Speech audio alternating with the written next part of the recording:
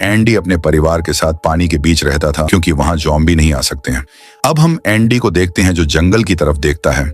वहां पर वो एक फैमिली को देखता है जो एंजॉय कर रही होती है। एंडी उनकी तरफ हाथ से इशारा करता है, लेकिन उस फैमिली का मुखिया घर निकालता है और एंडरडी को दिखाता है ताकि वह लोग उसके परिवार से दूर रहे, जिसके बाद एंडरडी समझ जाता है और वापस अंदर आ जाता है। रात के वक्त एंडरडी की पत्नी उससे कहती है कि हम लोगों के पास सिर्फ 1-2 दिन का खाना बचा है, इसलिए जल्द से जल्द हम लोगों को किसी सुरक्षित जगह पर जाना चाहिए जहां पर खाना मिल सके। पर एंडरडी को जमीन पर जाना बहुत ही रिस्की लगता है क्योंकि वहां पर ज़ॉम्बी आसानी से हमला कर सकते हैं। अगली सुबह जंगल में हम थमी नाम की एक लड़की को देखते हैं जो पेड़ के ऊपर रह रही है। अब हम उसे अपने पैरों पर पत्ते बांधते हुए देखते हैं। वह पत्ते इसलिए बांध रही थी ताकि ज़ॉम्बी उसके पैरों की आवाज ना सुन सके और वह ज़ॉम्बी से बच पाए। दरअसल थम्मी के पिता भी ज़ॉम्बी बन चुके थे और वह ज़ॉम्बी बने हुए अपने पिता को एक गड्ढे में रखती थी और वह दिन में जंगली जानवरों का शिकार करके रात में अपने पिता को खिलाती थी क्योंकि वह अपने पिता से बहुत प्यार करती थी। उसे अभी भी लगता है कि उसके पिता समय के साथ ठीक हो जाएंगे। अब हम एंडडी को देखते हैं जिसे एक बोट पानी में पलटी हुई नजर आती है, जिसके बाद एंडडी अपनी छोटी बोट देकर उस बोट के पास जाता है ताकि उसे उस बोट में खाना मिल सके। अब एंडडी उस बोट के अंदर जाकर देखता है कि बोट के अंदर बहुत सारा खाना था, जिसे लेकर वह वहां से आ जाता है और अपनी पत्नी को बताता है कि हमें इतना खाना मिल गया है जिससे हम 9 महीने तक आराम से जिंदा रह सकते हैं।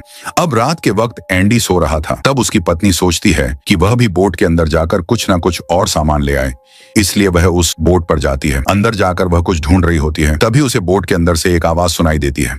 वह समझ जाती है कि बोट के अंदर कोई ज़ॉम्बी है। वह तुरंत वहां से भागने की कोशिश करती है, लेकिन जैसे ही वह बाहर आने वाली होती है, कोई जब ही उसे पकड़कर अंदर खींच लेता है, लेकिन वह किसी तरह अपनी जान बचाकर उस बोट से निकल आती है और वापस आकर अपने बोट में लगे बाथरूम में जाकर बैठ जाती है। अब जब एंडडी सोकर उठता है तो वह देखता है कि उसकी बच्ची बहुत रो रही है, जिसे वह उठाता है। अब वह देखता है कि बोट पर खून बिखरा हुआ है और वह बाथरूम की ओर जा रहा है। साथ ही उसकी पत्नी भी कहीं दिखाई नहीं दे रही है। वह बाथरूम के अंदर देखता है कि उसकी पत्नी घायल है और उसे ज़ॉम्बी ने काट लिया है, जिसके बाद एंडी समझ जाता है कि वह अगले 48 घंटों के अंदर ज़ॉम्बी बन जाएगी क्योंकि ज़ॉम्बी के काटने के बाद अगला इंसान 48 घंटों के अंदर ही ज़ॉम्बी बनता है। लेकिन फिर भी एंडी को उम्मीद थी कि वह अपनी पत्नी को बचा लेगा, इसलिए वह अपनी छोटी बेटी और पत्नी को लेकर जमीन पर आ जाता है ताकि वह जल्दी से जल्दी नजदीकी हॉस्पिटल तक पहुंच पाए। जब वो लोग थोड़ा आगे बढ़ते हैं तो रास्ते में उन्हें कुछ गाड़ियां नजर आती हैं। तब एंडरडी देखता है कि वहां पर एक कार खड़ी है जो एकदम सही है। अब एंडरडी कार के पास जाकर देखता है कि उसमें फ्यूल नहीं है, इसलिए वह उसमें फ्यूल डाल रहा होता है। तभी एक ज़ॉम्बी वहां पर आ जाता है, लेकिन एन मौके पर एंडरडी उसे देख लेता है और वह गाड़ी के अंदर बैठकर वहां से भाग जाते हैं।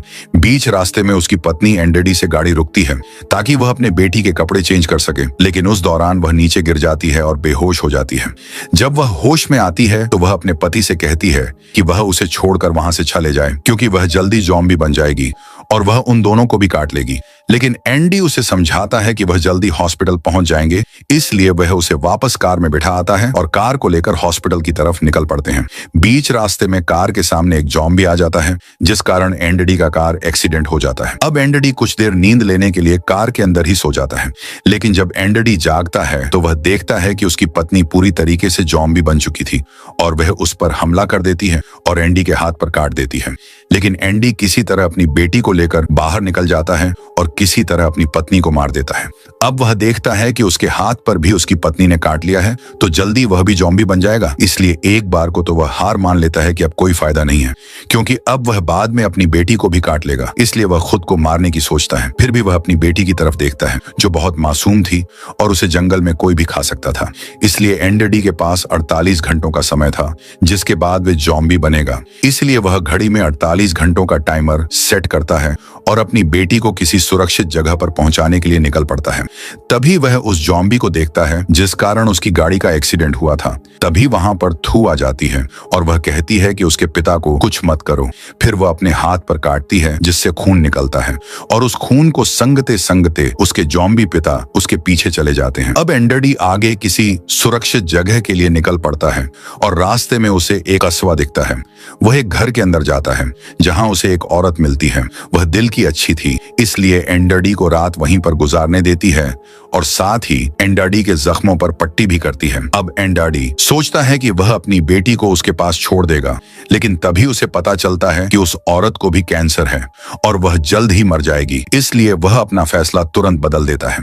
अब हम कुछ लोगों को देख रहे हैं जो जॉबिन्स जंगलों की तरफ बढ़ रहे हैं। साथ ही में हमें थमी की मां को भी दिखाया जाता है जो उसे ढूंढ रही होती है, पर थमी उन लोगों के पास नहीं जाती है क्योंकि वह अपने पिता के पास रहना चाहती है और उसे पता था कि वे लोग देखते ही उसके जॉम्बी पिता को मार देंगे। इसी कारण वह अपने पिता को गड्ढे में छुपा कर रखती थी। अब हम वापस एंडडी को देखते हैं जिस पर जॉम्बी वायरस का असर हो रहा है। उसे उल्टी होने लगती है और वह बेहोश हो जाता है।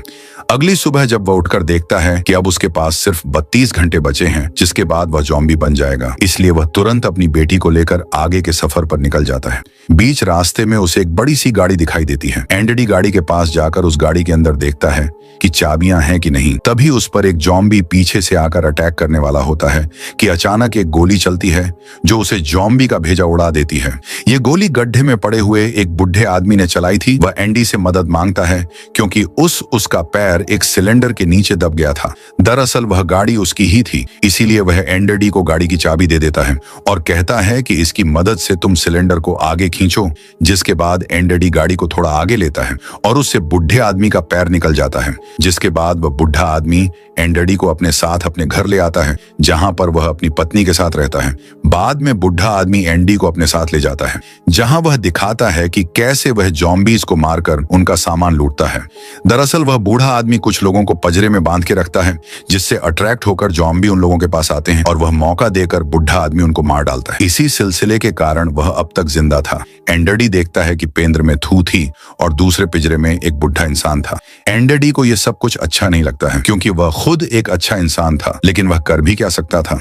जब शाम के वक्त वे लोग वापस घर पर आते हैं तो एंडडी देखता है कि उसकी बेटी उसे बुढ़े आदमी की पत्नी के साथ खेल रही होती है और उसके साथ काफी आराम से रह रही है। जिसके बाद एंडडी सोचता है कि उसकी बेटी अब सेफ है और वह एक जगह पर जाकर अपने आप को मारने ही वाला होता है कि उस बुढ़ की पत्नी आ जाती है। वह उससे कहती है कि रुको, तुम्हारी बेटी यहाँ पर बिल्कुल भी सेफ नहीं है। साथ ही वह बताती है कि वह उसकी पत्नी भी नहीं है, उसने उसे जबरदस्ती यहाँ पर कैद करके रखा हुआ है।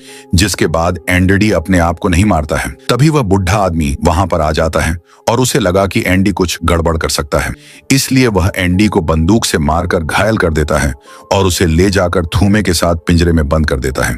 लेकिन एंडी बहुत ही होशियार था। वह थूमे के साथ मिलकर उस पिंजरे से बाहर निकलने का प्लान तैयार करता है और जैसे ही जॉम्बी आते हैं वे लोग जॉम्बीज को चकमा देकर पिंजरे से भाग जाते हैं। वे लोग सीधे उस बुढ़े आदमी के घर जाते हैं ताकि एंडी अपने बच्चे को ले सके और ऐसा होता भी है। साथ ही वह औरत एंडी के साथ आती है जिस औरत को बुढ़े आदमी ने अपने घर में कैद करके रखा हुआ था। जब वे सभी लोग वहां से भाग रहे होते हैं तभी वह बुढ़ा आदमी जाग जाता है और उन सबको देख लेता है। वह बंदूक लेकर गोली चलाता है, लेकिन वह गोली जाकर सीधे उस औरत को लगती है और वह वहीं खत्म हो जाता है। जिसके बाद बुढ़ा आदमी पागल हो जाता है। मौका पाकर एंडडी और थूमे वहां से जंगल की तरफ भाग जाते हैं और रात वहीं पर बिताते हैं। वह बुढ़ा आदमी उनको ढूंढने की कोशिश करता पर वे लोग नहीं मिल पाते हैं। अगली सुबह एंडडी किसी सेफ जगह को ढूंढने के लिए निकलता है। रास्ते में वह थमी को बताता है कि उसके पिता जो जॉम्बी बन चुके हैं वह अब कभी भी वापस पहले जैसे इंसान नहीं बनने वाले हैं। अब थमी देखती है कि उसके पिता को कबीले वालों ने ढूंढ दिया है और उन्हें मारकर पेड़ पर दफना दिया है। जिसके बाद वो जोर जोर से रोती है और अपने सिर को पटने लगती है। तब एंडडी आकर उसे समझाता है, पर तुम ही एंडडी के साथ चलने को अब राजी नहीं थी, इसीलिए अब एंडडी अकेले ही निकलता है क्योंकि उसके पास अब बहुत ही कम समय बचा था और वह धीरे धीरे जॉम्बी बन रहा था। लेकिन थोड़ा आगे बढ़ने के बाद एंडडी बेहोश हो जाता है और वह जमीन पर गिर पड़ता है। अब पास में बैठी उसकी बेटी रो रही थी जिसकी आवाज थमी के कानों तक जाती है। आवाज सुनकर थू वहां पर आती है और वह उस नन्ही सी बच्ची को उठा लेती है।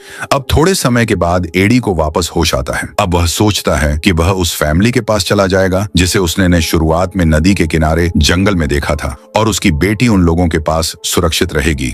अब वह उन लोगों को ढूंढने के लिए निकल पड़ता है और अब वहां तक थमी भी साथ चलने के लिए राजी हो जाती है क्योंकि एंडडी को थमी का साथ चाहिए था। आखिर में वह लोग उस फैमिली को ढूंढ लेते हैं। एंडडी उस फैमिली के मुखिया से बात करता है पर उसे पता चलता है कि उसे भी जॉम्बी ने काट लिया है। वह आदमी चुपकी से एंडडी को गन दिखाता है और कहता है कि इसमें 6 गोलियां हैं जिससे वह अपने परिवार को खत्म करेगा और बाद में बंदूक में 2 गोलियां बजेगी। जिससे वह एंडडी से कहता है कि वह चाहे तो वह खुद को और अपनी नन्ही बच्ची को भी मार सकता है, लेकिन एंडी उसे ऐसा करने से मना करता है और वह वहां से चला जाता है। तभी एंडी को पीछे से गोलियां चलने की आवाज सुनाई देती है, तो वह समझ जाता है कि उसने अपने परिवार के साथ खुद को भी खत्म कर लिया है। अब एंडी के पास कोई सुरक्षित जगह नहीं बची थी जहां वह जाकर अपनी बेटी को छोड़ सके, इसलिए वह खुद को मारने वाला होता है। लेकिन तभी थम्मी उससे कहती है कि उसका एक कबीला यहाँ से थोड़ी ही दूरी पर है और तुम चाहो तो अपनी बेटी को हमारे कबीले के लोगों के पास छोड़ सकते हो। अब ये बात एंडी को सही लगती है और उसके पास कोई चारा भी नहीं था, इसलिए वे लोग जल्दी से उस कबीले की तरफ निकल पड़ते हैं।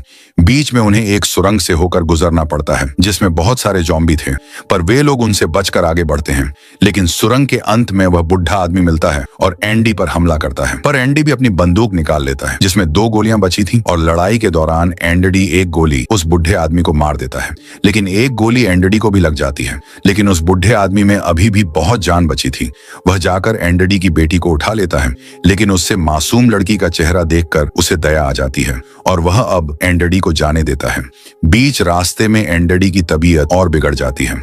अब उसमें ज़ॉम्बी के बहुत सारे लक्षण दिखाई देने लगते हैं। एंडी को अब मां खाने का बहुत ही मन हो रहा था, लेकिन वह किसी तरह अपने आप पर कंट्रोल करता है क्योंकि अभी भी उसकी बेटी सुरक्षित नहीं थी। अब वह सही ढंग से चल भी नहीं पा रहा था, इसलिए वह एक लकड़ी लेता है और उसके आगे मांस का टुकड़ा बांध देता है और थॉम को कहता है कि वह इस लकड़ी को लेकर उसकी पीठ पर बैठ जाए। अब एंडी अपने दोनों हाथों को भी बंधवा लेता है ताकि वह ज़ॉम्बी बने तो वह उन लोगों को काट ना पाए। अब वे लोग चलना शुरू करते हैं और एंडी अब मांस खाने के लालच में आगे बढ़ता रहता है और वे लोग इस तरह उस कबीले तक पहुंच जाते हैं। अब कबीले के लोग एंडी को मारने वाले होते हैं कि थमी दिख जाती है। फिर कबीले के सारे लोग एंडी और थमी को नीचे उतारते हैं। अब हम देखते हैं कि एंडी पूरी तरीके से ज़ॉम्बी बन गया था, लेकिन फिर भी उसका दिमाग थोड़ा एक्टिव था। वह जाते जाते भी अपने सिर को बेटी की तरफ पर हिला रहा था, यानी वह कबीले के लोगों से कह रहा था कि वह लोग उसकी बेटी का ख्याल रखें। अब कबीले के लोग भी यह बात समझ जाते हैं और अंत में वे एंडी को मार डालते हैं क्योंकि अब वह एक ज़ॉम्बी बन गया था। मूवी के अंत में हमें एंडी की बॉडी को एक पेड़ पर रखी हुई दिखाई जाती है जिसके पास थमी खड़ी थी और वह उसकी बेटी का ख्याल रख रही थी। इसी सस्पेंस के साथ मूवी